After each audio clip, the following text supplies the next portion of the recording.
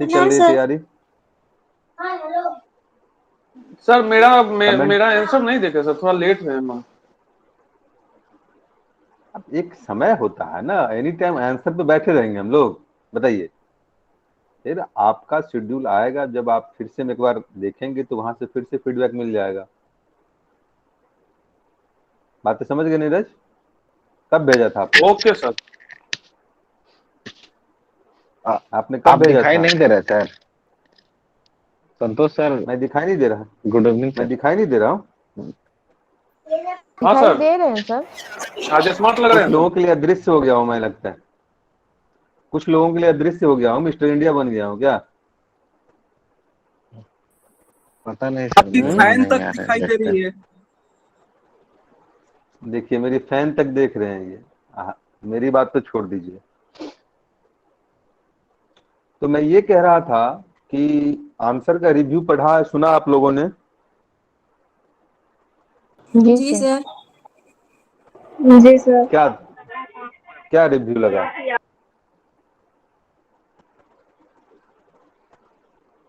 हम्म। Review sir को देख जैसे के कि ये सुन। हाँ, बोलिए। सर जैसे कि वो जो पॉइंट है, मेन पॉइंट सर, उसको अंडरलाइन नहीं करना है। और जैसे कि मेरा सर एक सेंटेंस से दो दो बार रिपीट हो गया है, तो उसको नहीं करना है। ठीक है। और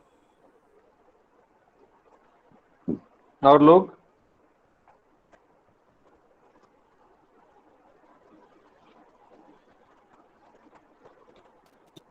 सर हम जो आंसर सर लिखे थे उसमें समाजवादी वाला में और ऐसा क्या लिखे जो आंसर सही होगा मेरा? और लोग?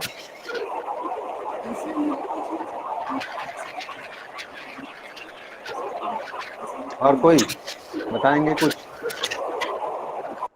सर आंसर में एग्जाम्पल वगैरह का समावेश करना होगा। बिल्कुल।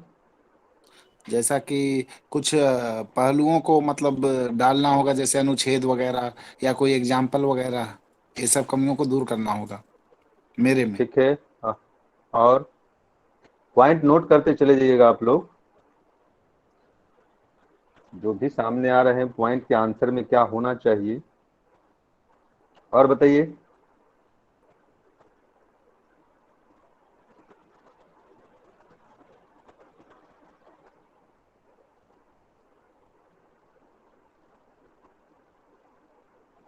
सर सेंटेंस को रिपीट नहीं करना है और एग्जाम्पल भी देना है जहाँ पॉसिबल हो। ठीक है, सेंटेंस को रिपीट नहीं करना है। जी सर, रिपीटेशन हुआ था एक दो जगह, और फिर जो सेकंड पार्ट था उसमें मतलब एग्जाम्पल नहीं था, तो उसमें था कि एग्जाम्पल देना है। यानी कि प्रश्न के सर यानी कि प्रश्न में ये जो डायमेंशन है सब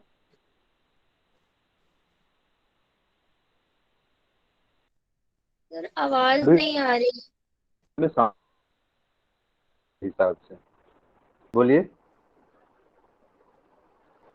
जी सर, वही था कमेंट में कि प्रश्न के मांग के अनुरूप उसमें एग्जाम्पल का करना है, एग्जाम्पल देना है। प्रश्न ठीक है। के अनुरूप मांग का देखिए, लिखे मैंने जो और रिव्यू उसका देखा है अनावश्यक क्योंकि तत्वों को छोड़। हाँ, यानी कि टू द, इसको अगर सिंपल शब्दों में कहें तो टू द पॉइंट की बात करता है। यानी कि प्रश्न जैसे जैसे आपको दिशा निर्देशित करता है, अपने आंसर को उसी अनुरूप क्या करते जाइए, ढालते चले जाइए, उसको आगे बढ़ाते चले जाइए। यानी कि प्रश्न कह रहा है कि प्रस्तावना के संदर्भ में, कि प्रश्न क्या है कि इसमें समाजवादी, धर्मनिरपेक्ष और लोकतांत्रिक गणराज्य के संबंध में बात कर रहा है, और कह रहा है कि संविधान में कहां कहां इसके प्रावधान किए गए। यही क्वेश्चन है ना?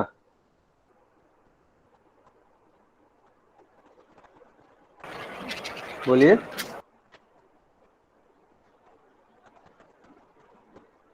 मुझे सुन पा रहे हैं आप लोग? जी सर। क्वेश्चन था सर कि अब यहाँ करना भारतीय क्या है? संविधान अपनी प्रस्तावना में भारत को एक समाजवादी, धर्मनिरपेक्ष, लोकतांत्रिक गणराज्य घोषित करता है।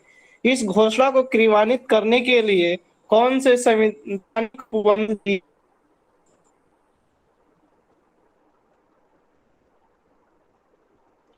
अब देखिए, इस प्रश्न की जब हम फॉर्मेट की बात करेंगे तो फॉर्मेट क्या होगा?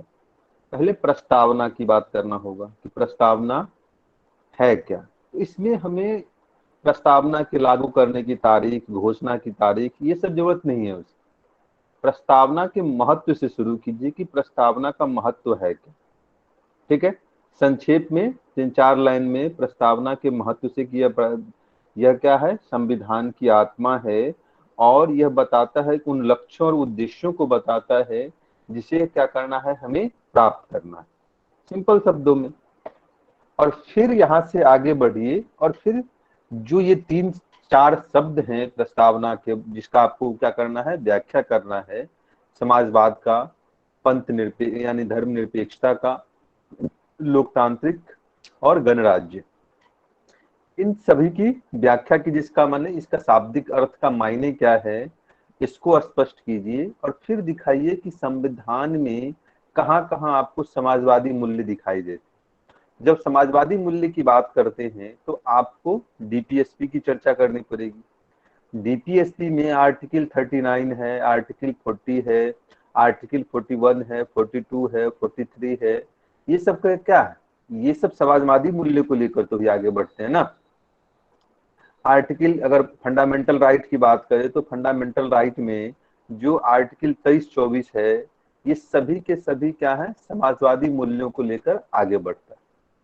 तो जब संवैधानिक प्रोविजन की बात होगी तो इन सब आर्टिकलों का आप वहां पर परिचर्चा करेंगे।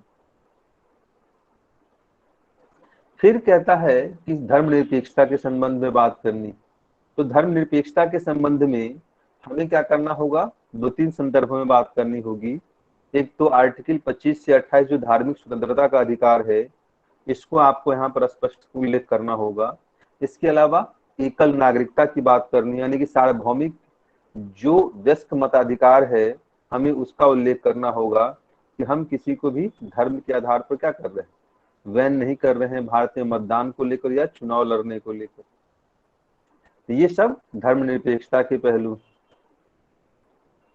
या इसके अलावा जो हम लोकतांत्रिक गणराज्य की बात करते हैं तो लोकतांत्रिक संदर्भों में हमें क्या दिखाना पड़ेगा कि हमें यह दिखाना पड़ेगा कि संविधान में जब हम इसके प्रावधानों को देखिए तो एकल नागरिकता की बात, राज्य का प्रमुख क्या होगा, वंशानुगत नहीं होगा, नियमित और सामयिक चुनाव का जो प्रावधान किया गया है।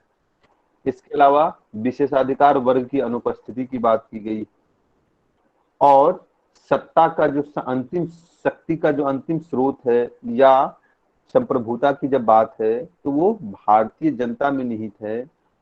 ये सभी चीजें लोकतांत्रिक शब्दों में जब हम बात करता होगा, निर्वाचित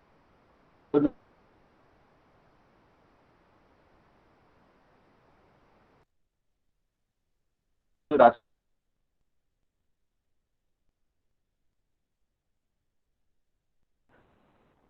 बात स्पष्ट हुई?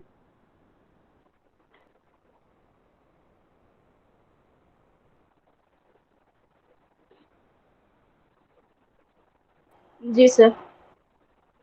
बातें स्पष्ट हो गई? कोई कंफ्यूजन तो नहीं है अब?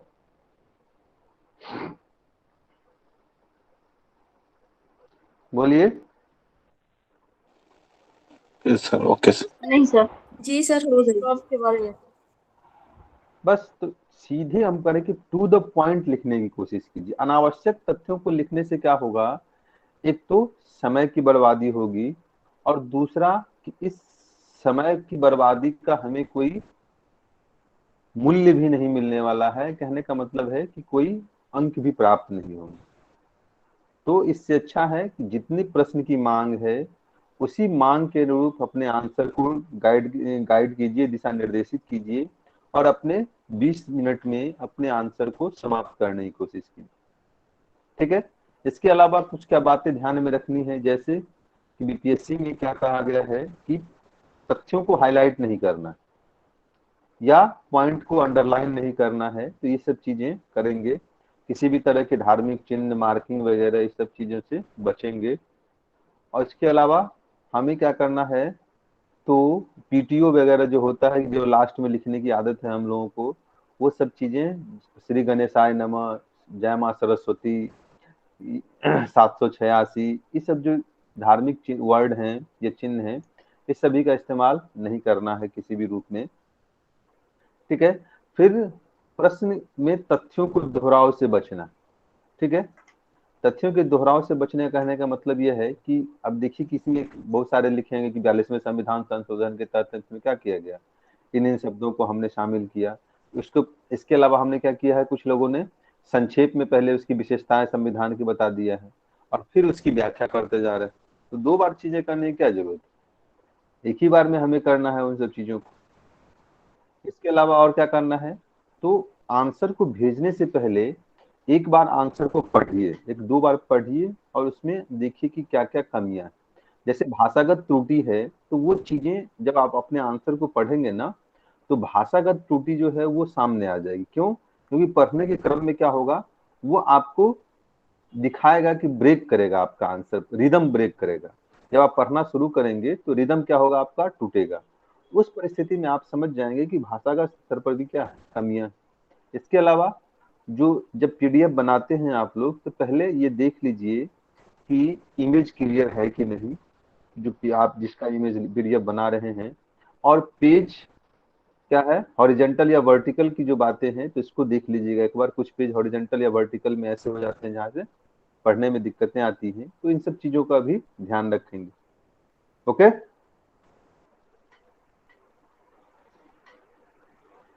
बातें स्पष्ट हो गई सभी को? जी सर। चलिए, तो आज क्या करना था हम लोगों को? सर समाजवादी वाला एक बार फिर से समझा दीजिए ना। देखिए, प्रश्न कहता है कि समाजवादी मूल्य की बात करते हैं। हमने कहा कि समाजवाद का मतलब क्या है, तो चूंकि समाजवाद क्या है, नेहरू अभिकल्पना है, और उन्होंने क्या कहा था, उन्होंने कहा कि मैं गरीबों को अमीर बनाकर समाजवाद लाना चाहता हूं, ना कि अमीरों को गरीब बनाकर। अभी आपने न्यूज में देखा होगा कि चाइना में क्या किया गया है, चाइना में कहा गया है कि हमें क्या करना है, अब अमीरों की संपत्ति को जब्त करके उसे गरीबों में बांटना है। पढ़ा है ना पेपर में, पढ़ा है आप लोगों ने न्यूज? नहीं सर। यस सर, कल का पेपर में नहीं। न्यूज। तो कहने का मतलब क्या है कि चाइनीज जो चाइना है वो भी क्या है, वो भी एक समाजवादी कंट्री है, वामपंथी कंट्री है, लेकिन पंथ है, समाजवाद है रेडिकलिस्ट, यानी कि वहां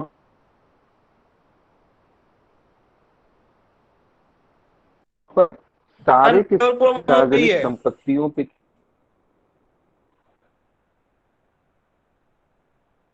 यानी निजी संपत्ति हुआ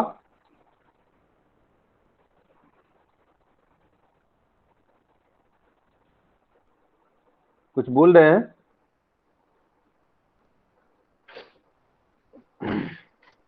सर नेटवर्क प्रॉब्लम बहुत ज्यादा हो रहा है, आवाज सुनाई नहीं दे रहा है। सभी के साथ दिक्कत हो रही है क्या? जी सर, आवाज कट कट हाँ के आ रही है। सर, कट के जा रहा है। ब्रेक हो रहा है? क्या आप बोल रहे हैं तो 10 सेकंड बाद मतलब देरी से सुनाई दे रही है, कभी सुनाई नहीं दे रही है। सुशील, आपकी अच्छा। आवाज ब्रेक हो रही है, आप लोगों की आवाज ब्रेक हो रही है। संतोष की आवाज आ रही है, संतोष सर की। तो इसका मतलब ये है कि आप लोग के नेटवर्क जो डाटा पैक है वो थोड़ा सा स्ट्रॉन्ग कर लीजिए, है ना, और आपको आवाज सुनाई पड़ेगी। मेरे में 3 GB डाटा पैक है। हाँ, 3 GB डेटा पैक है, तो कि नेटवर्क आएगी, परेशान ना हो। संतोष सर, कि आपके साइड तो नेटवर्क है ना? अभी तो ठीक है राज सर। हो सकता है बीच में ब्लिंक कर जाता होगा, हाँ, तो थोड़ा सा आवाज वो क्योंकि चीजें। मैं बैठ करके बात कर रहा हूँ सभी की आवाज को, है ना? नहीं आवाज आ हाँ, रहा है आवाज आ रही है, सर का, प्रॉपर आवाज रहा आ रही है सर। ये बच्चों के साइड से दिक्कत है। थोड़ा सा होगा, बीच बीच में ब्लिंक कर जाता होगा, लेकिन नेटवर्क तो मिला जुला के ठीक है। अभी मैं देखते रहता हूँ नेट स्पीड को, ठीक है।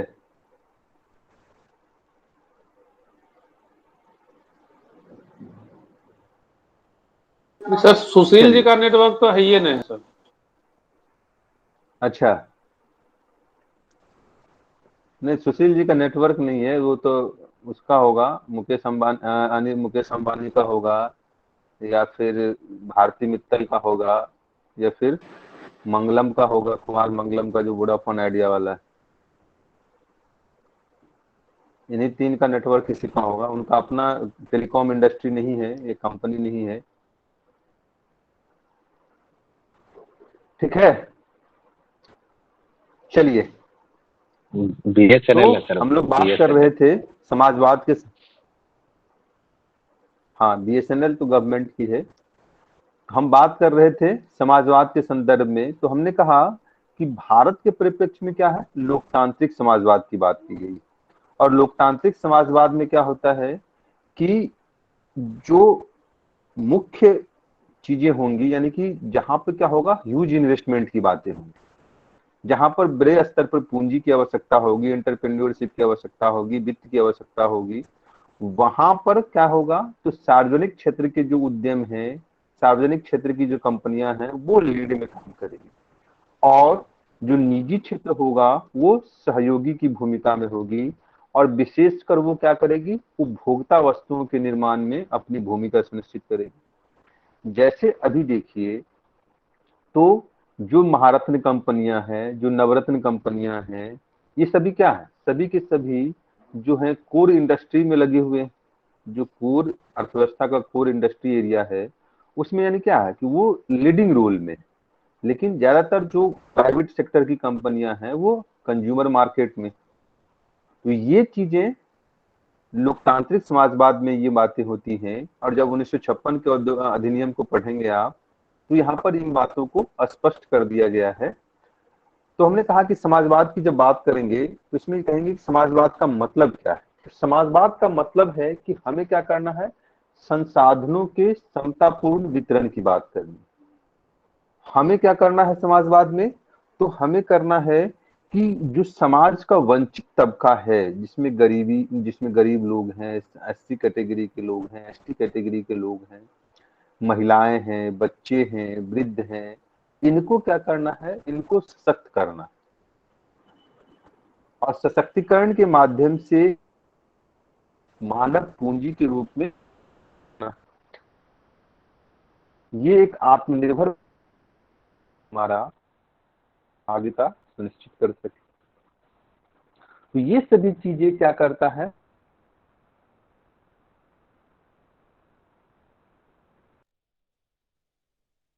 में आता है लोकतांत्रिक समाज की इच्छा, बीमारी, अवसर की असमानता, ठीक है, बेरोजगारी जैसी जो समस्याएं हैं, उसका हमें समाधान करना है। और इसमें राज्य की भूमिका महत्वपूर्ण हो जाती है। बातें समझ में आई लवली? जी सर। चलिए, और कुछ कंफ्यूजन है?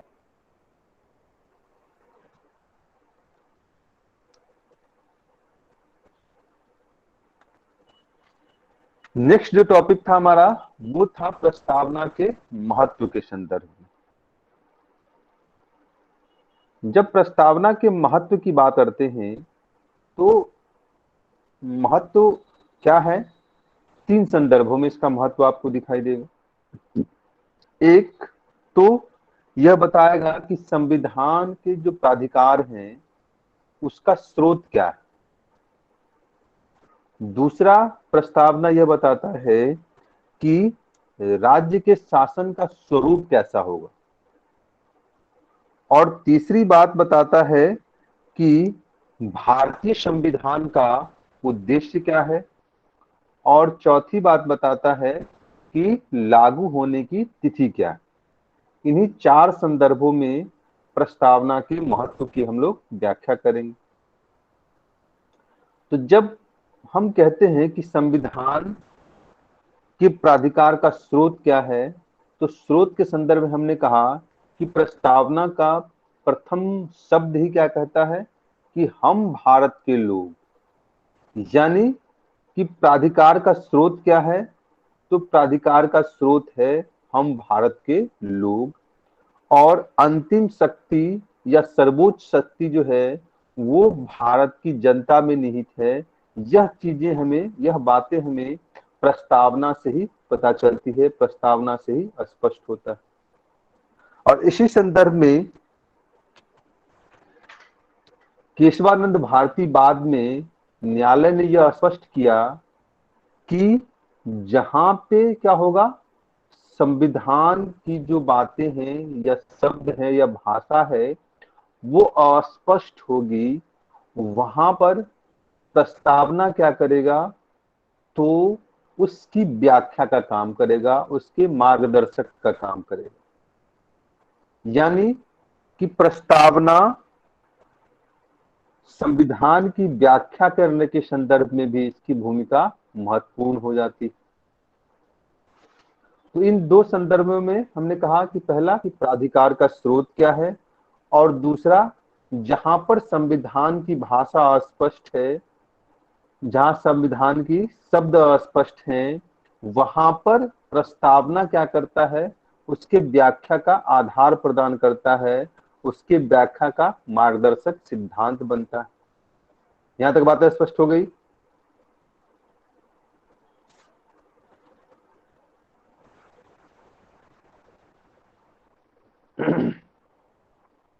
जी सर। बात स्पष्ट हुई। दूसरा हमने कहा कि यह राज्य के शासन के स्वरूप को बताता है। यानी कि भारतीय शासन की प्रकृति कैसी होगी, भारत जो राज्य है उसका प्रकृति कैसा होगा, इसके संदर्भ में प्रस्तावना बात स्पष्ट करता है। और वो कहता है कि भारत क्या होगा, एक संप्रभु राष्ट्र होगा। क्या होगा, भारत एक संप्रभु राष्ट्र होगा। दूसरी बात कहता है यह कि भारत एक समाजवादी राष्ट्र होगा। तीसरी बात कहता है यह कि भारत एक धर्मनिरपेक्ष राज्य होगा। चौथी बात कहता है कि भारत एक लोकतांत्रिक गणराज्य होगा। यानी कि हमने कहा कि भारत के शासन की प्रकृति कैसी होगी, भारत के शासन का स्वरूप कैसा होगा, इसके संदर्भ में भी प्रस्तावना स्पष्ट दिशा निर्देश, और वो कहता है प्रभु राष्ट्र होगा, समाजवादी और लोकतांत्रिक गणराज्य होगा, अभिषेक जो उसके दिशा निर्देश पे काम करेगा। फिर हमने कहा कि जो तीसरा महत्व है इसका, वो कहा गया कि संविधान का उद्देश्य बताता है, भारत के जो आकांक्षा है, जो लक्ष्य हैं, संविधान सभा के जो लक्ष्य हैं उसको बताता है। कि हमने कहा कि हमने औपनिवेशिक सत्ता के तहत जो व्यक्ति की गरिमा है, व्यक्ति के अधिकार हैं, व्यक्ति की स्वतंत्रता है, उसको हमने क्या किया है, उसको महसूस किया है कि किस तरीके से इसे औपनिवेशिक सत्ता के द्वारा दबाया गया, और इसका प्रत्यक्ष गवाह हम स्वतंत्रता आंदोलन के दौरान जो विभिन्न स्वतंत्रता सेनानी थे उसके रूप में देखते हैं। तो ऐसी परिस्थिति में स्वतंत्र भारत में इस तरह की स्थिति उत्पन्न न हो, इसको ध्यान में रखते हुए प्रस्तावना में उन उद्देश्यों को वर्णित कर दिया गया जो भारत के आजादी के पश्चात लोगों को मिलने वाला है, या भारत को आगे बढ़ना चाहिए इस ओर। तो ऐसी परिस्थिति में पहली बात कहा गया कि संविधान का उद्देश्य क्या है, तो संविधान का उद्देश्य है लोगों को न्याय दिलाना, और न्याय के संदर्भ में क्या कहा गया है कि सामाजिक, आर्थिक और राजनीतिक न्याय की प्राप्ति करानी है। और इसको लेकर संविधान में स्पष्ट प्रावधान किए गए, जो फंडामेंटल राइट से लेके डीपीएसपी से जाके जुड़ता है। उसी तरीके से हमने कहा कि स्वतंत्रता की बात की गई कि हमें लोगों को क्या करना है, विचार, अभिव्यक्ति, विश्वास, धर्म और उपासना की स्वतंत्रता सुनिश्चित करनी है। और इसको लेकर हमने कहा कि आर्टिकल 19 से 22 की जब बात करेंगे, आर्टिकल 25 से 28 की जब बात करेंगे, तो यहाँ पर आपके विचार, अभिव्यक्ति, विश्वास, धर्म और उपासना के स्वतंत्रता के संबंध में संवैधानिक प्रावधान किए गए। फिर हमने कहा कि प्रस्तावना क्या कहता है, समता की बात करता है। और समता के संदर्भ में हमने कहा कि आर्टिकल 14 से 18 की जब आप बात करेंगे तो वहां पर क्या है, समानता के अधिकार की बात की गई, जिसमें नागरिक समानता की अगर बात करें तो वहां पर आर्टिकल 14 से लेके 18 तक का जो प्रोविजन है वो नागरिक समानता की बात करता है। यानी कि कानून के समक्ष क्या है, सभी नागरिक समान। जन्म, धर्म, मूल, वंश, लिंग, जाति के आधार पर हम किसी नागरिक से क्या करेंगे, किसी भी तरह का विभेद नहीं करेंगे। हम समाज के वंचित तबकों से अस्पृश्यता जैसी दंश से क्या करेंगे, उन्हें बचाएंगे। और इसको लेकर अगर अस्पृश्यता को लेकर अगर किसी तरह की बातें होती हैं तो वहां पर हम लीगल एक्शन लेंगे उनके खिलाफ। इसके अलावा हमने क्या कहा, समाज में विशेषाधिकार वर्गों की समाप्ति करनी है। ऐसा नहीं कि समाज में महाराजा धीराज की उपस्थिति हो, ऐसा न हो कि महाराज जो समाज है उसमें जिलेल्लाह जैसी जो अभिषिक्त पदवी है वो जैसे विक्रमादित्य जैसे चीजें जो हैं वो नहीं होंगी। यानी कि सिर्फ आपको नागरिक अधिकार जो है, नागरिक अवार्ड जो है उससे धारण करने का अधिकार है, न कि किसी तरह के अन्य जो समाज में डिस्क्रिमिनेशन का तत्व लाता हो। तो नागरिक समानता की बात कर दी। हमने कहा कि आपको राजनीतिक स्तर पर भी समानता दी गई है और इसमें दो बातें कही गई कि सार्वभौमिक व्यस्क मताधिकार आपको दिया गया और साथ ही साथ आपको चुनाव लड़ने का अधिकार भी दिया गया, अपने पसंद के उम्मीदवार चुनने का अधिकार दिया गया है आप। तो ये क्या है, आपके राजनीतिक समानता की बात की गई। साथ ही साथ आर्थिक स्तर पर भी समानता की बातें की गई। और आर्थिक स्तर पर समानता की अगर बात करें तो डीपीएसपी का आर्टिकल 39 की बात करता है, जहां कहता है कि राज्य का यह नैतिक कर्तव्य होगा कि वो संसाधनों की समतापूर्ण वितरण को सुनिश्चित कर सके। तो समानता के स्तर पर हमने कहा कि प्रतिष्ठा और अवसर की समता दी गई है आप। और इसके अलावा क्या कहा,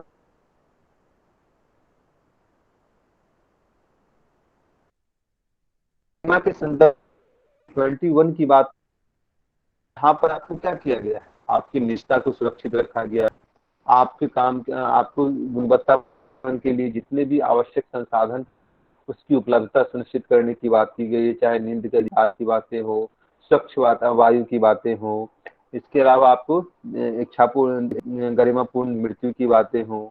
यानी सभी चीजों का वहां पर स्पष्ट वर्णन न्यायिक व्याख्या के द्वारा किया गया और इसके माध्यम से व्यक्ति की गरिमा को सुनिश्चित करने का प्रयास किया गया, जिसका अंतिम लक्ष्य क्या है कि जब व्यक्ति की गरिमा सुनिश्चित होगी तो राष्ट्र की एकता और अखंडता जैसी बंधुता को लेकर हम क्या करेंगे, आगे बढ़ेंगे।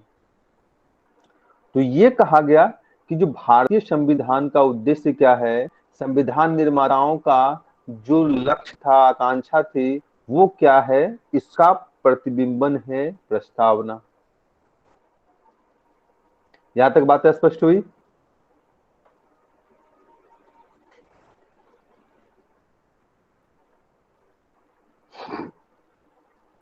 जी सर। कोई कंफ्यूजन तो नहीं है? यहाँ तक कुछ पूछना तो नहीं है?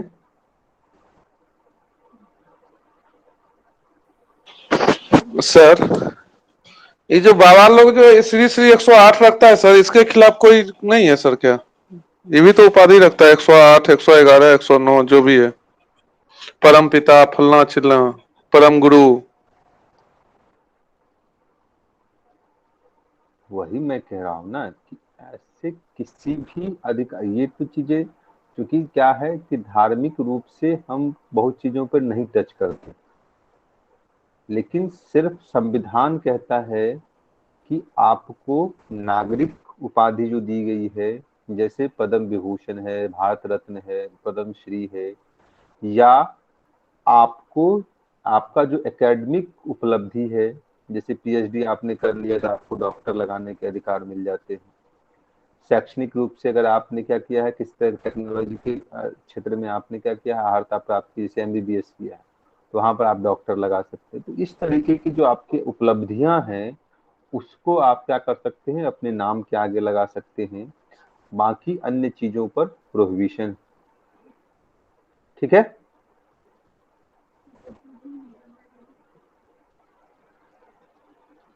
बात स्पष्ट हो गई? हाँ सर, ये तो इनलीगल है सर। परम पूज्य वहां माता नहीं पिता जाना जो है भी है। नीरज, हमें नहीं, हमें जानना तो वहां सिर्फ नहीं लीगल है, जाना है अनलीगल है चीजों सर। को। संविधान में कहीं ऐसा वर्णन नहीं है, ठीक है। ये परम पूज्य परम पिता जो है, ये संविधान एकेडमिक तो उपलब्धि तो है नहीं। सर ये बातें तो फिर ये लोग धार्मिक प्यार से, स्वतंत्रता के मामले में आ जाएंगी सर।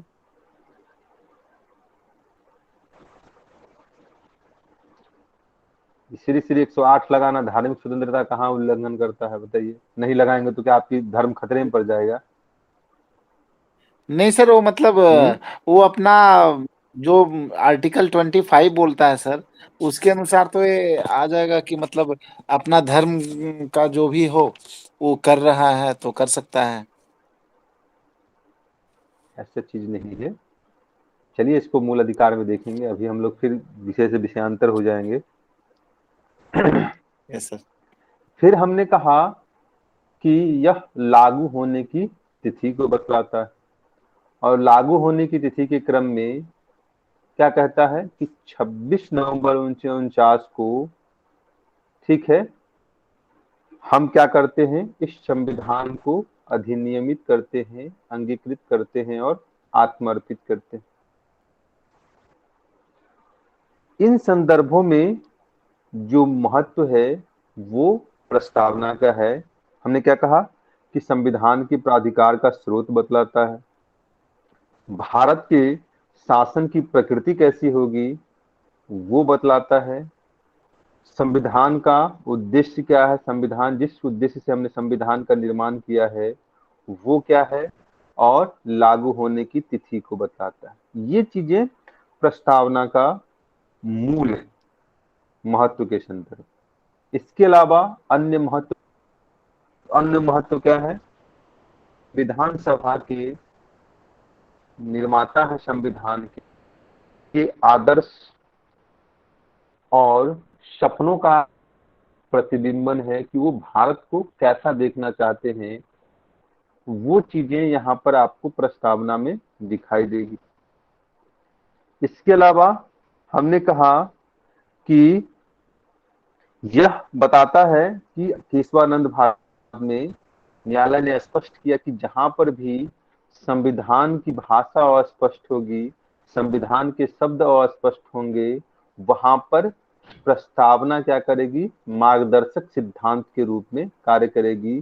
प्रस्तावना जो है न्यायिक व्याख्या को लेकर, संविधान की व्याख्या को लेकर सामने आएगी। इसके अलावा जो विभिन्न संविधान विशेषज्ञ हैं उन्होंने भी क्या कहा, इसको लेकर अपने बातें स्पष्ट की। जैसे कि अगर हम बात करें तो एएन पालकीवाला के संदर्भ में देखते, एएन पालकीवाला ने क्या कहा, उसने कहा कि प्रस्तावना संविधान का परिचय पत्र। मतलब यह कि प्रस्तावना को पढ़ने के बाद आप यह अनुमान लगा सकते हैं, आप यह स्पष्ट कर सकते हैं कि संविधान के अंदर जो अन्य बातें लिखी गई हैं वो किस प्रकृति की होगी। यानी कि मान लीजिए किसी बुक को पढ़ने से पहले क्या है, उसका जो स्मरणिका है या संक्षेपण है, वो चीजें क्या है, उद्देशिका है, वो पहले लिखा होता है।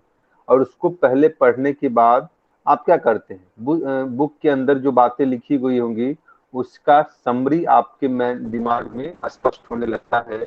और यही चीजें प्रस्तावना के संदर्भ में है कि जब आप प्रस्तावना को बेहतर रूप से पढ़ लेते हैं तो संविधान में वर्णित प्रावधानों को, उद्देश्यों और लक्ष्यों को अपने आप जान जाते हैं। इसके अलावा देखिए, तो अल्लादी कृष्ण अय्यर ने क्या कहा, तो अल्लादी कृष्ण अय्यर ने कहा कि प्रस्तावना क्या है, तो दीर्घकालिक सपनों का विचार है यह, यानी दीर्घकालिक लक्ष्यों का प्रतिबिंबन। तो इस संविधान विशेषज्ञों ने भी प्रस्तावना के महत्व को स्पष्ट किया है और वो भारत को कहाँ देखना चाहते थे संविधान निर्माता, उसका प्रतिबिंबन प्रस्तावना में आपको स्पष्ट रूप से दिखाई देगा। तो प्रस्तावना के महत्व संबंधी बातें स्पष्ट हो गई।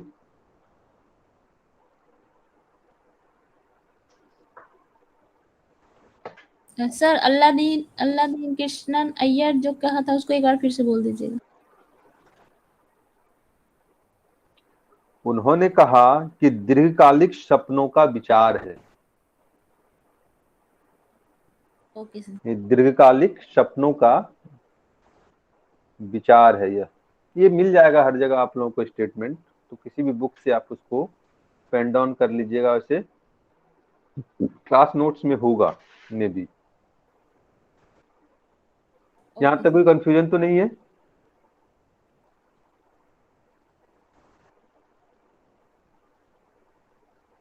चलिए नेक्स्ट बात करते हैं हम लोग कि प्रस्तावना की संवैधानिक स्थिति क्या है, और संवैधानिक स्थिति को लेकर न्यायालय के जो विभिन्न निर्णय हैं, न्यायिक निर्णय है, वो क्या कहता है।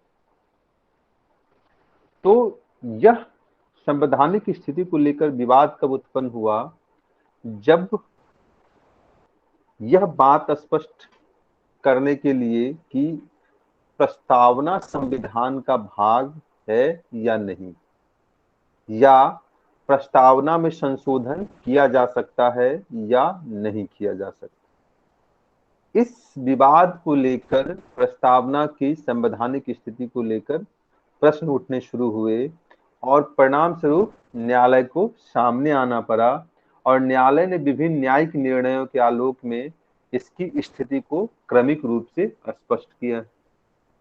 इसी क्रम में पहला मामला आता है बेरूबारी संघ मामला आता है। कब हुआ था यह? तो बेरूबारी संघ मामला जो है वो 1960 का बात, 1960। और हाँ 1960 में जब यह आई तो न्यायालय प्रस्तावना सिर्फ क्या, तो संविधान उद्देश्य को और आदर्शों को और लक्ष्यों को क्या करता है, प्रतिबिंबित करता है। यानी यह संविधान का आंतरिक हिस्सा नहीं, ठीक है, संविधान का भाग नहीं है। क्यों नहीं है? तो क्योंकि न्यायालय का उस समय मानना था कि प्रस्तावना सिर्फ क्या करता है, तो संविधान निर्माताओं के लक्ष्यों और आदर्शों को स्पष्ट करता है, प्रतिबिंबित करता है। इस कारण से यह संविधान का भाग नहीं। बात स्पष्ट हुई?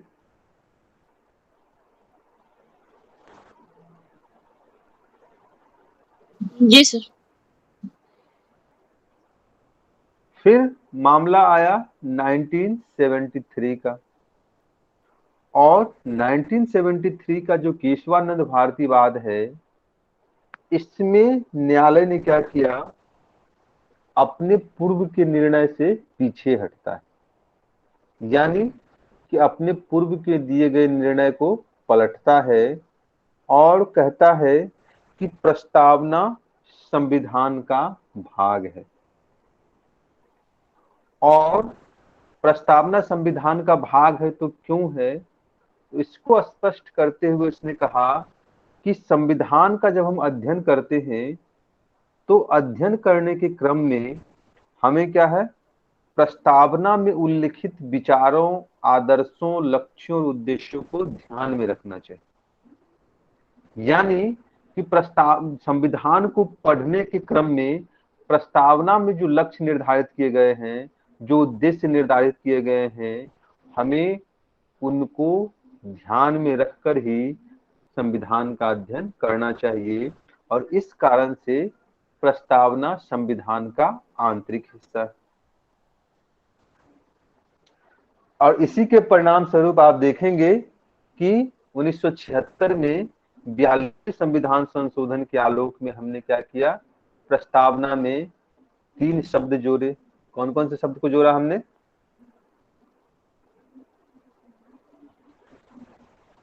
पंथ निरपेक्ष समाजवाद और अखंडता। ठीक है, पंथ निरपेक्षता, अखंडता और समाजवाद शब्द को हमने इसमें जोड़ा। फिर देखिए LIC वाद आता है 1995 में, और LIC वाद में न्यायालय ने स्पष्ट किया कि प्रस्तावना क्या है, संविधान का आंतरिक हिस्सा है, संविधान का आंतरिक भाग। और इस प्रकार संविधान सभा की ही तरह सुप्रीम कोर्ट ने क्या कहा कि प्रस्तावना को संविधान का अंग माना जाना चाहिए, लेकिन इसके लिए 2 शर्तें उन्होंने रखा। न्यायपालिका ने 2 शर्त स्पष्ट किया और कहा कि संविधान का आंतरिक हिस्सा तो है यह, लेकिन यह विधायिका की शक्ति का स्रोत नहीं।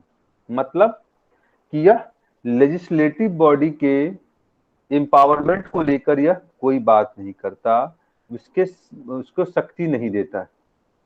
ठीक है, और दूसरा, न ही वो उसके शक्ति पर प्रतिबंध लगाता है। यानी कि प्रस्तावना क्या है, एक निरपेक्ष तत्व है, और इससे विधायिका के न तो शक्ति का स्रोत है यह, और न ही उसके शक्ति पर किसी तरह का यह प्रतिबंध लगाता है। और दूसरी बात उसने कहा कि यह गैर न्यायिक कहने का मतलब क्या है कि न्यायालय भी अपनी न्यायिक व्याख्या के क्रम में इसको लेकर समीक्षा वगैरह की जो बातें हैं उस पर क्या करेगा, दृष्टिकोण अपना स्पष्ट रखेगा। जिस तरीके से DPSP क्या है, गैर न्यायिक है, उसी तरीके से प्रस्तावना भी एक गैर न्यायिक भाग। यहां तक बात स्पष्ट हुई? जी सर। कुछ पूछना तो नहीं है?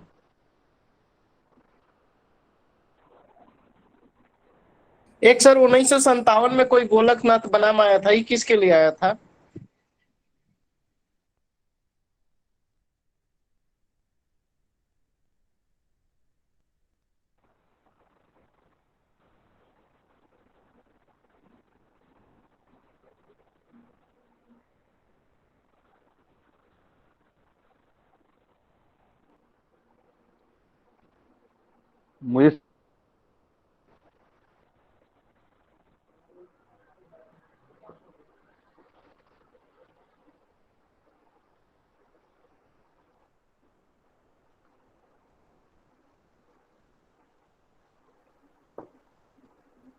मुझे सुन पा रहे हैं आप लोग?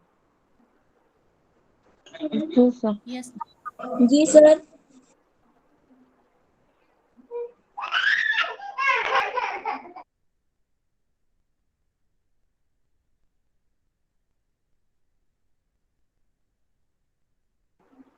क्या परिचर्चा हो रही थी? कुछ गोलकनाथवाद की बातें हो रही थी।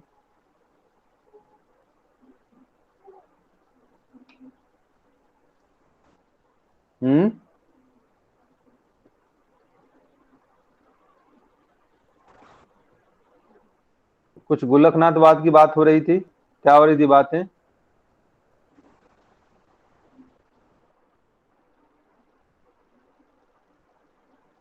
बोलिए।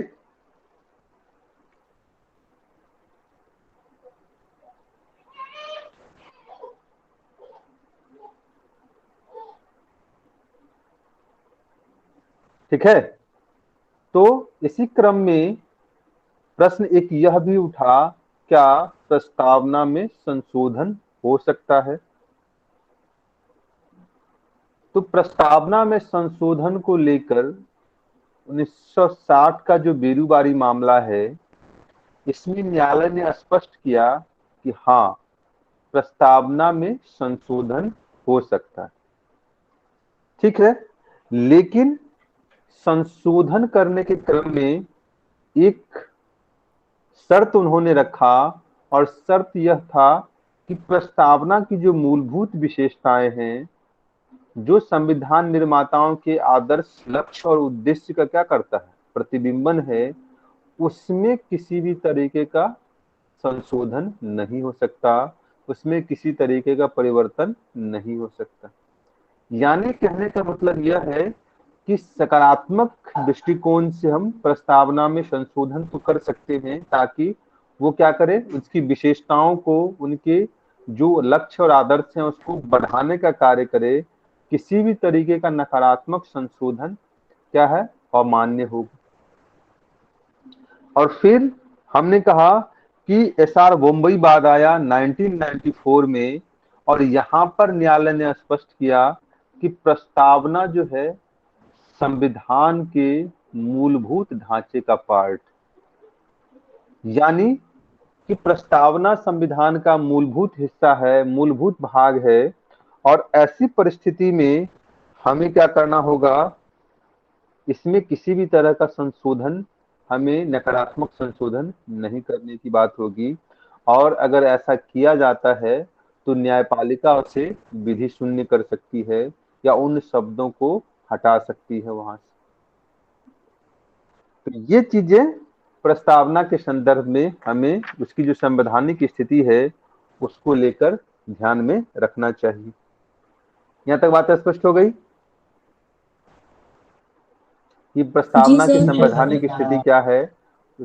इसको लेकर बेरुबारी मामला है, केशवानंद भारती वाद है, एलआईसी वाद है, और इसके अलावा कि प्रस्तावना में संशोधन हो सकता है या नहीं हो सकता। तो इसको लेकर जो बेरुबारी संघ मामला है, इसमें न्यायालय ने क्या कहा कि प्रस्तावना में संशोधन हो सकता है, लेकिन उसके मूलभूत विशेषताओं में हम किसी भी तरह का संशोधन नहीं कर सकते हैं। और इसी क्रम में 1994 के एसआर बम्बई बाद में न्यायालय ने स्पष्ट किया कि प्रस्तावना क्या है, संविधान का मूलभूत हिस्सा है। ठीक है,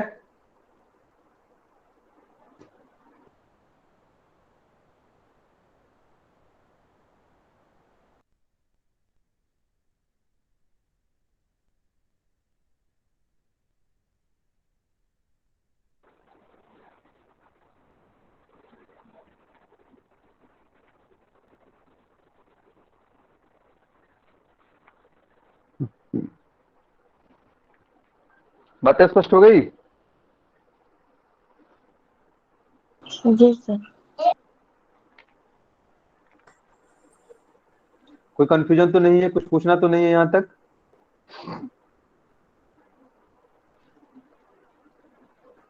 तो इस तरीके से हमारा जो प्रस्तावना है उससे संबंधित सभी बातें स्पष्ट होती हैं, जिसमें हमने कहा कि प्रस्तावना को लेकर जो उसके महत्व है, उसकी शब्दों की व्याख्या है, दार्शनिक पक्ष हैं, और संवैधानिक स्थिति क्या है, इसको लेकर हमने इसमें बातें स्पष्ट की। और साथ ही साथ संवैधानिक प्रावधान कहाँ कहाँ है, इसको हमने जानने की कोशिश की। अब प्रश्न देखिए आप लोग, बीपीएससी के द्वारा जो प्रीवियस ईयर में पूछे गए प्रश्न हैं उसको देखकर बताइए कि क्या आप लोग अब इसके आंसर को लिखने में सक्षम हैं।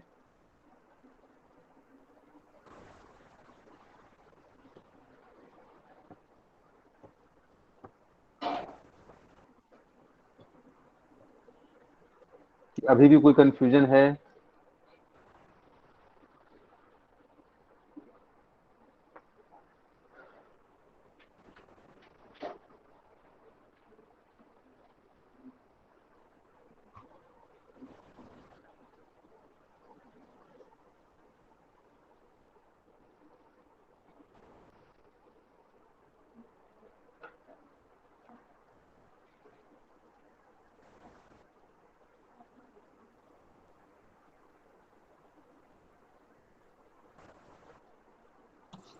सर एक क्वेश्चन जो है भारतीय संविधान की प्रस्तावना की प्रकृति एवं महत्व का मूल्यांकन करें, ये तो हो जाएगा।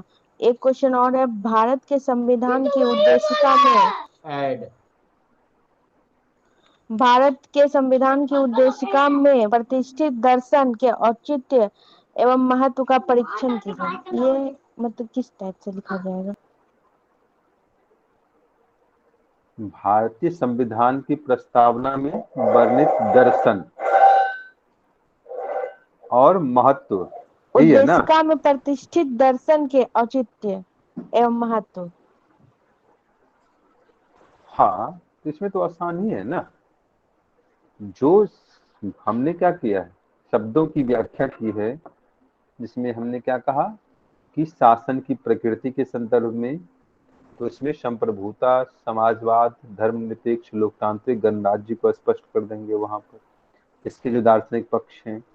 और इसके अलावा जो हमने कहा कि इसके जो बातें हैं, दूसरा क्या है, तो दूसरी बातें हैं कि शासन के उद्देश्य को जो बताता है, तो उद्देश्य के क्रम में जो न्याय की बातें हैं, स्वतंत्रता की बातें हैं, समता की बातें हैं, एकता और बंधुता की बातें हैं, इस सभी को वहां पर स्पष्ट कर दीजिएगा, तो इससे उसके दार्शनिक पक्ष स्पष्ट हो जाएंगे। इसके अलावा फिर हमें उसके महत्व की बात करनी कि महत्व क्या है, तो इसमें जो हमने महत्व लिखाया वो, और इसके अलावा कुछ संविधान विशेषज्ञों के द्वारा जो बताया गया है महत्व, उसको भी उसमें शामिल कर लीजिएगा, तो यह आंसर अपने आप में पूर्ण हो जाएगा। ठीक है?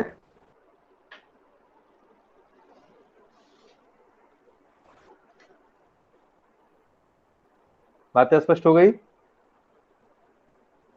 जी सर।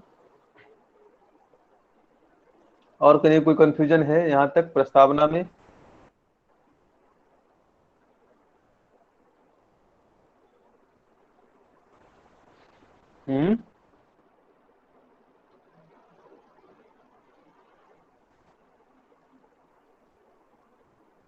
सर तो ये दर्शन में जो है प्रकृति और उद्देश्य के सभी पॉइंट आ जाएंगे। हाँ, जितने शब्द हैं उसमें उसी की भी व्याख्या करनी है। समाजवाद है, जी सर। धर्मनिरपेक्ष गणराज्य है, न्याय, स्वतंत्रता है, समानता है, इस क्या कर देंगे तो ये शब्द वहां पे बंधुत्व है जी। अपने आप में स्पष्ट हो जाएगा उसके जी सर। जी सर। और तो कोई कंफ्यूजन नहीं है? बोलिए।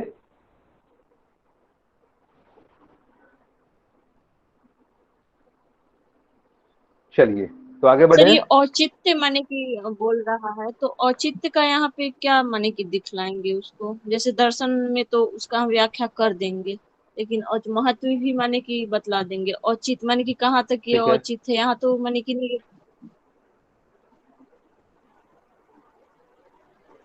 औचित्य का मतलब ही क्या होता है कि उसकी रिलेवेंसी के संदर्भ में बातें हो रही है ना। जी सर। जी सर। ठीक है,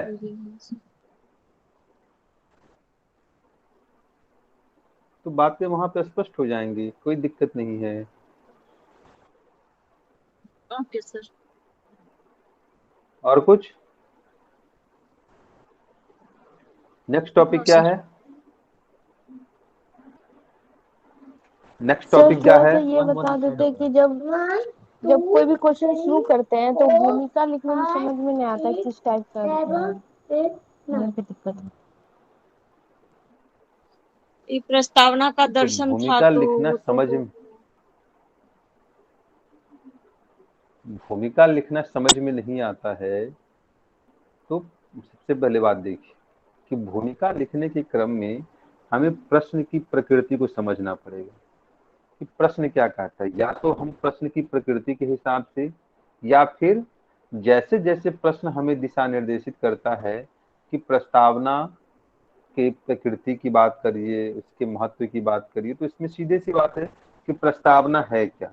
तो प्रस्तावना उसके महत्व के संदर्भ में प्रस्तावना के संक्षेप में 2-3 बातों में कि प्रस्तावना को लेकर जो बातें हैं, जो विचार हैं कि प्रस्तावना क्या है, संविधान की आत्मा है, यहीं से शुरू करेंगे और फिर उसके 2-3 पॉइंट में उसके महत्व को वहीं पर संक्षेप में बताएंगे और फिर वहां से उसके दार्शनिक पक्ष पे आ जाएंगे कि दार्शनिक पक्ष क्या है उसका, फिर महत्व क्या है और महत्व के साथ फिर हम उसका निष्कर्ष लिख देंगे। तो इसमें इतने आसान शब्दों में हम आगे बढ़ सकते हैं। तो प्रश्न की मांग के अनुरूप ही टू द पॉइंट हमें क्या करना होगा, उसकी बातों को हर एक प्रश्न के हिसाब से भूमिका की प्रकृति चेंज हो जाती है। या 2 संदर्भों में आप लिख सकते हैं, एक तो अपने फिलोसफिकल वे में भी बढ़ सकते हैं कि भूमिका को थोड़ा सा अच्छे अच्छे शब्दों के साथ लेके आगे बढ़ सकते हैं, या फिर प्रश्न की मांग के अनुरूप टू द पॉइंट ही हम आगे बढ़ सकते हैं। तो ये डिसीजन थोड़ा सा वेट कर लीजिए, धीरे धीरे जब आंसर लिखेंगे ना तो अपने आप चीजें स्पष्ट होने लगेंगी, अपने आप आपके बौद्धिक क्षमता और जो चीजों को इंटरलिंकिंग करने की बातें हैं वो अपने आप स्पष्ट होने लगेंगी। हाँ नीरज बताइए, कांग्रेस बन गए आजकल आप? नहीं सर, ये बोले सर आज निष्कर्ष में क्या लिखना है सर, चूंकि सारा चीज तो पहले ही लिख देते हैं तो निष्कर्ष में आज बहुत सोचना पड़ा सर। अब ये बताइए कि कहीं जाते हैं खाने के लिए, होटल में जाते हैं तो सबसे पहले क्या करते हैं, स्टार्टर लेते हैं, फिर मेन कोर्स लेते हैं और फिर डेजर्ट लेते हैं, लेते हैं कि नहीं लेते हैं? हाँ सर। तो डेजर्ट क्या होता है, पूरे खाने का जिस्ट होता है ना, मीठा होता है, मिठाई होता है ना डेजर्ट जनरली। जी सर, जैसे ये फिल्म का जो है अंत सुखद होना चाहिए। तो वही चीजें निष्कर्ष में है कि निष्कर्ष क्या होना चाहिए, सकारात्मक होना चाहिए। और आपने जो प्रश्न में सारी बातें कही हैं उसका जिस्ट होना चाहिए, जो एक सकारात्मक एनर्जी का क्या करे, पॉजिटिव एनर्जी का संचार करता हो, पॉजिटिव रास्ता दिखलाता हो और प्रॉब्लम सॉल्विंग अप्रोच। ठीक है, ऐसा ना कि प्रॉब्लम क्रिएट करने वाला अप्रोच हो वहां पर, ये चीजें नहीं होनी चाहिए, बल्कि एक मीठा वाली बातें होनी चाहिए, आत्मा तुष्ट करने वाली बातें होनी चाहिए। चट खा के होता है। जब बोला जाता है सर आलोचनात्मक वर्णन कीजिए तो उसमें क्या लिखेंगे?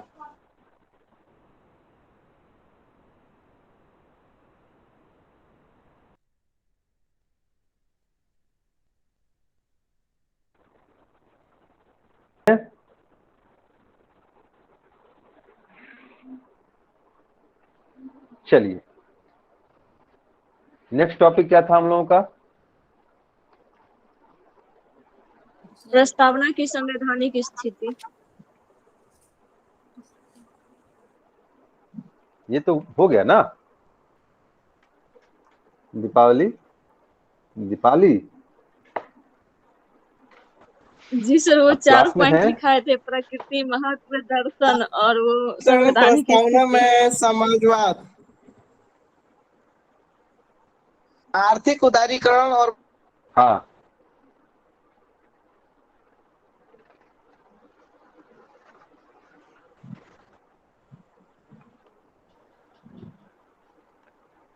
सर अब तो मूल अधिकार होगा ना, मूल अधिकार और उनकी विशेषताएं। ठीक है, नेक्स्ट टॉपिक अपन लोगों का है मूल अधिकार और उसकी विशेषताएं। क्या है मूल अधिकार?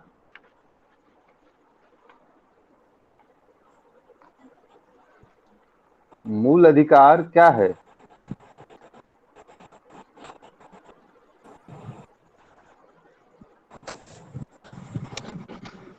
सर वैसे अधिकार जिसके मूल बिना अधिकार, व्यक्ति बेहतर जीवन की कल्पना नहीं। अच्छा, वो हो गया मूल अधिकार।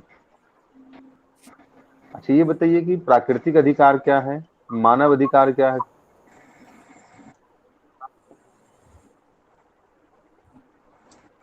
हम्म, सर वो जन्म से ही प्राप्त हो जाता है, वो मानव अधिकार करके है। क्या? सर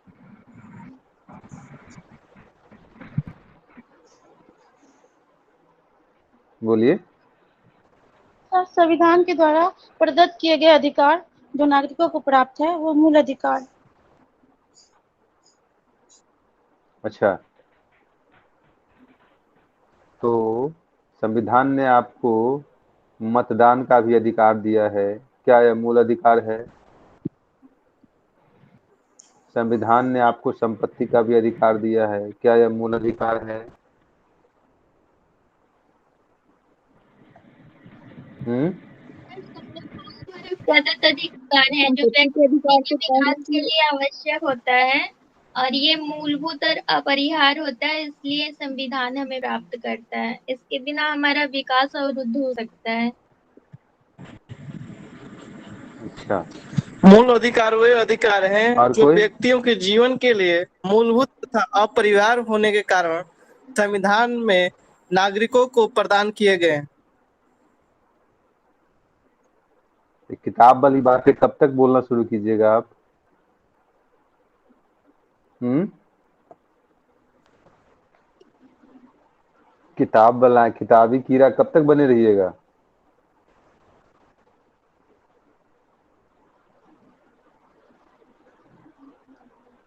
चलिए, नेक्स्ट टॉपिक लिखिए, मूल अधिकार।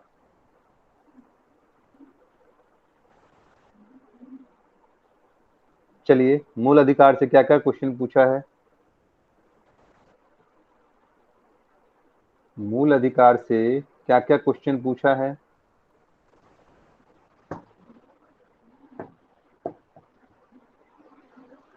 क्वेश्चन लिखवाइए।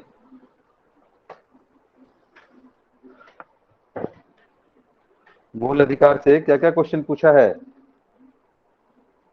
66 में क्या पूछा है? कुछ पूछा है?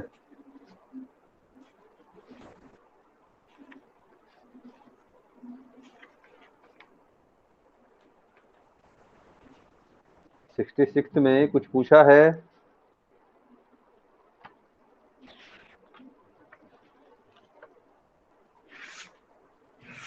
सर क्वेश्चन बैंक हमारे यहाँ मिल नहीं रहा है नहीं सर। सुन पा रहे आप लोग? 66 का अगर क्वेश्चन होता है तो बोलिए, किन्हीं को वो ग्रुप में डाल देंगे।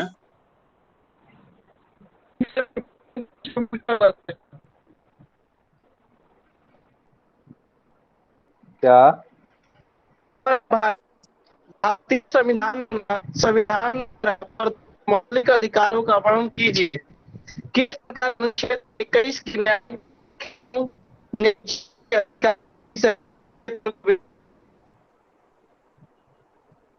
आवाज, आपकी आवाज कट रही है एसएस क्लासेस।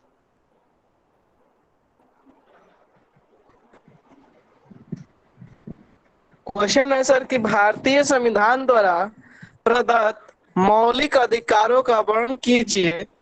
किस प्रकार अनुच्छेद 21 की न्यायिक व्यवस्थाओं ने जीवन के अधिकार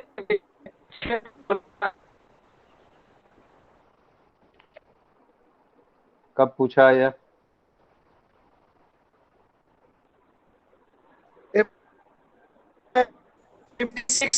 कब पूछा है?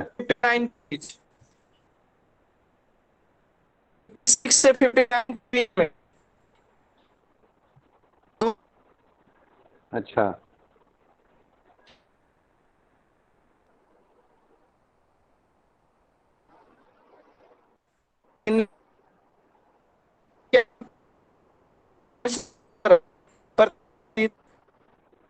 कीजिए। आपकी आवाज कट कट के आ रही है, स्पष्ट नहीं आ रही है। 66 में नहीं पूछा है, ठीक है। 65 में पूछा है क्या?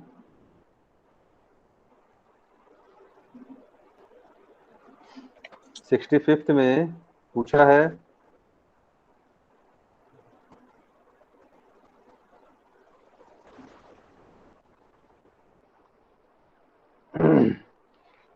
सर 56 में पूछा है सर, 65 नहीं, 56 में पूछा है। 56 में सर 56 से 59 बीपीएससी।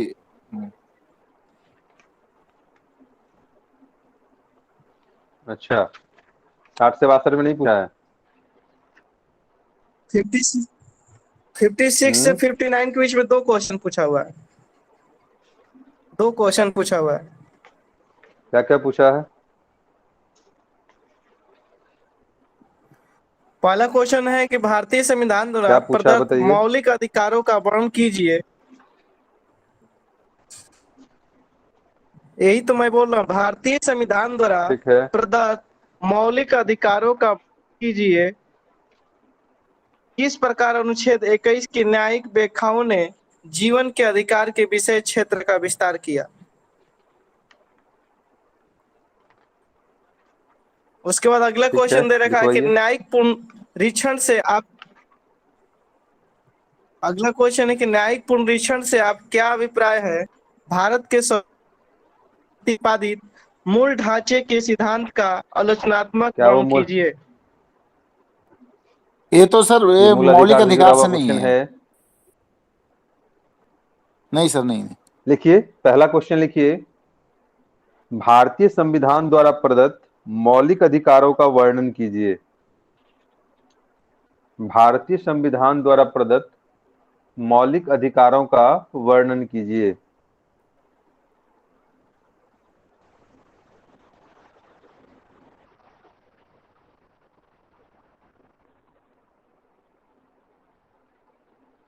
भारतीय संविधान द्वारा प्रदत्त मौलिक अधिकारों का वर्णन कीजिए। किस प्रकार अनुच्छेद 21 की न्यायिक व्याख्याओं ने, किस प्रकार अनुच्छेद 21 की न्यायिक व्याख्याओं ने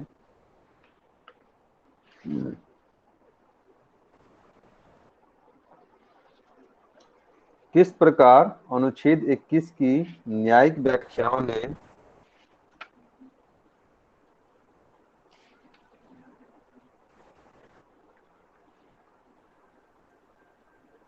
जीवन के अधिकार के विषय क्षेत्र का विस्तार किया है।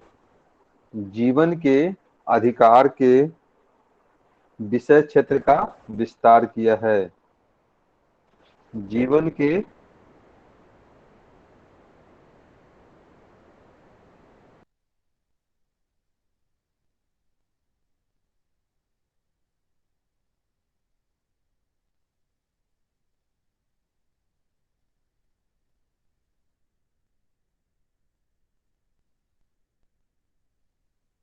और कोई क्वेश्चन है?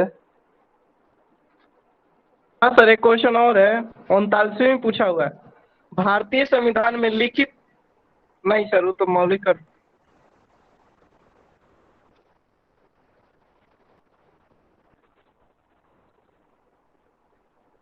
नहीं पूछा है अब।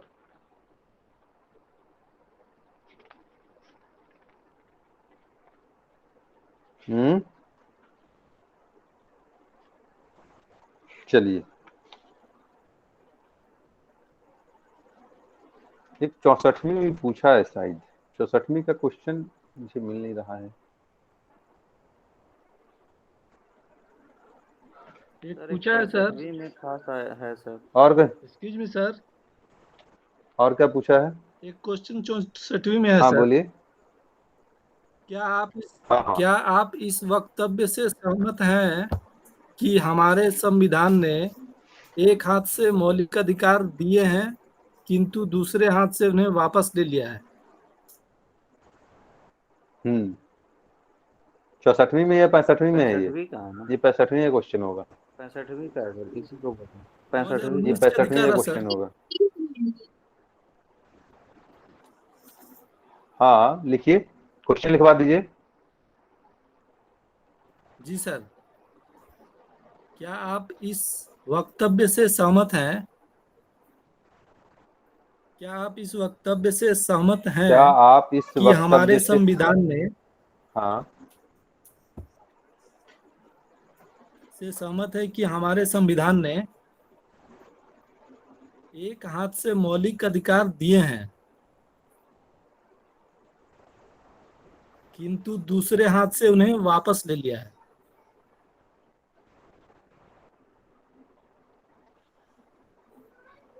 किंतु दूसरे हाथ से उन्हें वापस ले लिया है।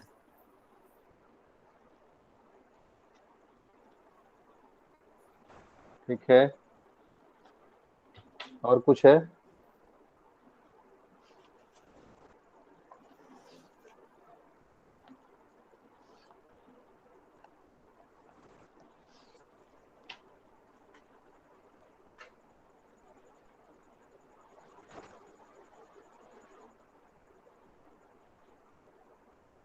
चलिए, और कुछ क्वेश्चन है पूछा हुआ?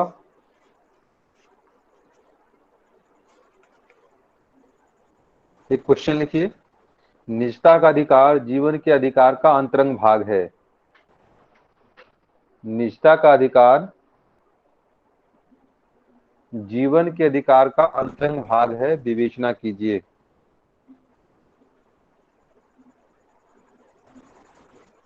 निजता का अधिकार जीवन के अधिकार का अंतरंग भाग है।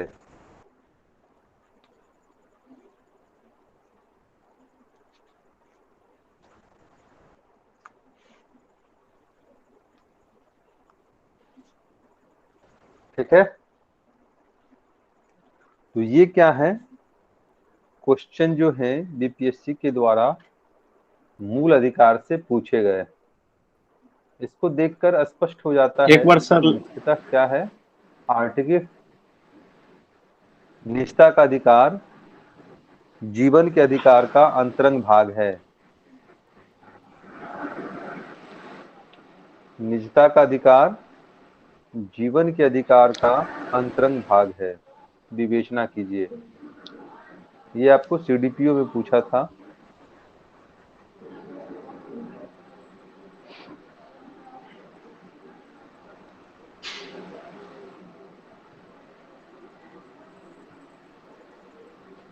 तो इन प्रश्नों को देखकर क्या स्पष्ट होता है?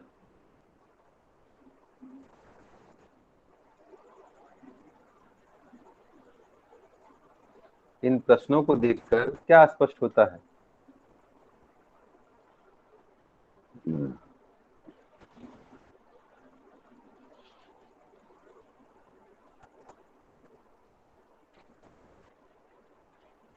बोलिए, इन प्रश्नों को देखकर क्या स्पष्ट होता है?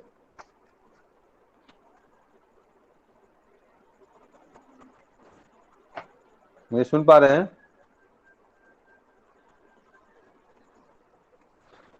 जी सर, आ रही है। क्या स्पष्ट होता है? स्पष्ट यह होता है कि हमें किन एरियाज पे फोकस करना पड़ेगा। और फोकस क्या है? तो आर्टिकल 21 को लेकर जो निरंतर नई व्याख्याएं आ रही हैं और विभिन्न न्यायिक निर्णय आ रहे हैं, इस पर हमें फोकस करना होगा। ठीक है, तो आपका काम ये रहा यहाँ पर कि आप लोग फंडामेंटल राइट को अच्छे से पढ़ के आएंगे। ठीक है, रहा उसके व्याख्यात्मक पक्ष, तो वहां पर मेरी भूमिका होगी। इसका जो ट्रेडिशनल पोर्शन है, ट्रेडिशनल पोर्शन कहने का मतलब क्या है? जो 6 मूल अधिकार हैं आपके, उसको आर्टिकल वाइज आप क्या करेंगे, अपने नोटबुक में यहीं पर लिख लेंगे। ठीक है, इससे क्या होगा, आपका पीटी का काम भी हो जाएगा। और अगर फैक्चुअल क्वेश्चन पूछती है बीपीएससी मेंस के संदर्भ में, तो वहां पर आपकी चीजें इन हैंड रहेंगी। ठीक है, बात स्पष्ट हुई? जी सर। है सर। तो चलिए कल हम लोग मौलिक अधिकार पे परिचर्चा करेंगे और कल इसको समाप्त करने की कोशिश करेंगे, विशेषकर आर्टिकल 21 के तहत जो भी न्यायिक व्याख्याएं हैं उसको हम लोग जानेंगे। यहाँ तक और कुछ पूछना तो नहीं है किन्हीं को? सर कल तो राखी है सर। अच्छा जी सर। कल राखी है। हाँ सर। क्या करेंगे? अपनी ससुराल जाएंगे सर। आप नहीं करवाएंगे सर। हम क्या मनाएंगे सर, जाना तो पड़ेगा ना सर, होम मिनिस्टर है ना सर। अच्छा लेके जाना है सर, हम बनवाए ना बनवाए उसको बनना है सर। वो तो रक्षाबंधन तो दिन में ही होता है। वो हाँ सर थोड़ा दूरी है, गाड़ी से जाएंगे तो आने में थोड़ा टाइम लग जाएगा सर। कहाँ ससुराल है आपका नीरज? यहीं सर बेगूसराय से 45 किलोमीटर है सर, अरौली जान रहे हैं ना, वहीं पे है सर, खगड़िया डिस्ट्रिक्ट में पड़ता है। लेकिन सर रास्ता ऐसा है ना सर कि अच्छा है सर, रास्ता खराब है सर, ठीक है, 4 व्हीलर अच्छे से नहीं जाती है। नहीं जाते हैं, इधर से बखरी होके जाते हैं। कोसी में जाइएगा तो स्वाभाविक है दिक्कतें तो आएंगी ना। चलिए तो क्या विचार सारे दिक्कतों को सर झेलते हुए जाना होगा। विचार क्या है सर? विचार यही सर, जब ये होमवर्क नहीं होगा सर तो क्लास में फिर करने से क्या फायदा है सर? ठीक है, तो मैं सभी की बहुमत की बात कर रहा हूँ। क्या आप लोग कल क्लास ऑफ करने के पक्ष में हैं या ओपन करने के पक्ष में हैं? बहना को तो फ्री है, उनको तो हर जगह बाईपास मिला हुआ है। बताइए आप लोग। आपकी इच्छा।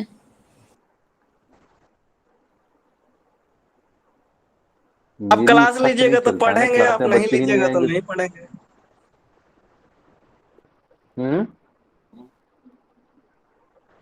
आप क्लास लीजिएगा तो ज्वाइन होंगे, नहीं तो फिर नहीं होंगे। ये कौन सा डायर की वाली बात है? या तो यहाँ पे यस कीजिए या नो कीजिए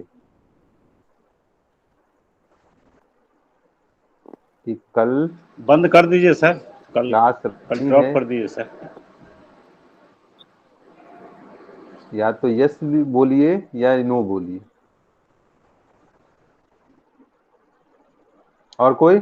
एक ही आदमी बंद करने के पक्ष में है, एक नीरज हो गया, 2 नहीं सर, हम भी बोल रहे हैं सर, बंद कर दीजिए।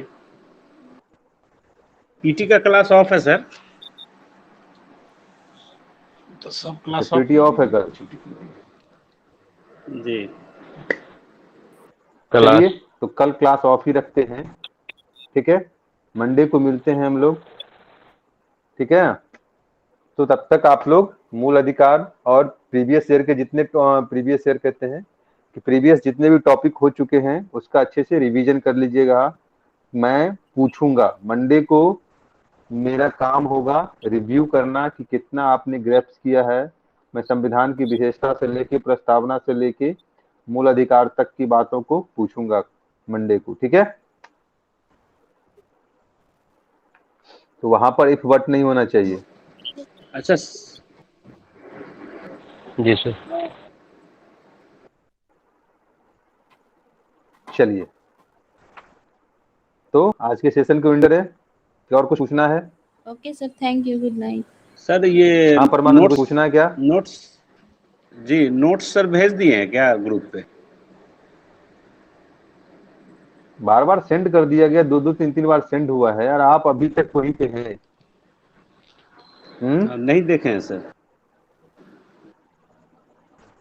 देख लीजिए, ये देखना मेरा काम तो नहीं है, ये तो आपका काम है। नहीं सर, देख लेते हैं। हाँ सर, हाँ देख लेते हैं। चलिए ओके फिर, good night. Thank you sir. Good night sir. Good night sir. Thank you sir. आप सभी को रक्षाबंधन की ढेर सारी शुभकामनाएं। इसी तरह से आपको भी सर। खुश रहिए, स्वस्थ रहिए, गुड नाइट सर। प्रणाम सर। चलिए, okay, good thank you night. Sir. Good night sir. Good night sir. Good night.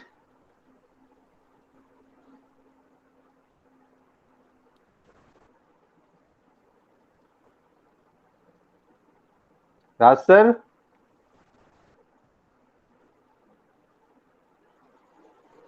Raj sir.